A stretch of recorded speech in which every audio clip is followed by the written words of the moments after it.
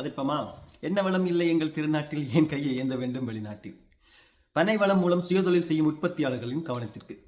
இந்த மாதிரி நீங்கள் ஒரு பொருளை செய்து வெளிநாடுகளுக்கு ஏற்றுமதி செய்தீங்கன்னு சொன்னால் எப்படி உங்களுடைய சுயதொழில் தலை சிறந்து விளங்க முடியும். நான் ஒரு நீத்துப்பட்டி வாங்க போனால் அங்கே நீத்துப்பட்டி மாதிரி இல்லாமல் கடகம் மாதிரி பின்னி வச்சுருக்கீங்க.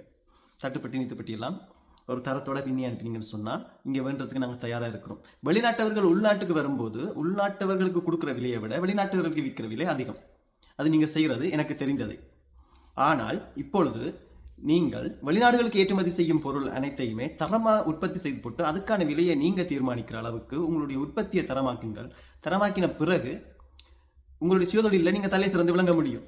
வெளிநாட்டவர்கள்ட்ட நீங்கள் கையேந்து நிற்கும் போது வெளிநாட்டவர்கள் உங்களுக்கு கொடுக்குற மாதிரி கொடுத்துட்டு அதை காணொலியாக எடுத்து யூடியூப்லையும் ஃபேஸ்புக்லையும் டிக்டாக்லையும் போட்டு உங்களை அவமானப்படுத்துவாங்க.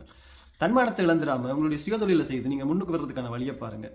நீங்கள் அனுப்புகிற பொருள் தரமாக இருந்து அழகாக இருந்ததுன்னு சொன்னால் இயற்கை பொருளை பயன்படுத்துறதுக்கு இங்கே எல்லாருமே தயாராக இருக்கிறாங்க. எனவே அந்த பொருள் தரமாகவும் அழகாகவும் கிடைக்கும் போது நாங்கள் அதை வாங்கி பயன்படுத்துறதுக்கு அதிக காசு கொடுத்து வேண்டுறதுக்கு தயாராக இருக்கிறோம். ஏற்கனவே நாங்கள் இங்கே அதிகமான காசு கொடுத்து தான் இந்த பொருட்களை வேண்டிக்கிட்டு இருக்கிறோம். உங்களுடைய பொருளை உற்பத்தியை தரமாக்குங்க, அதுவே சிறந்தது.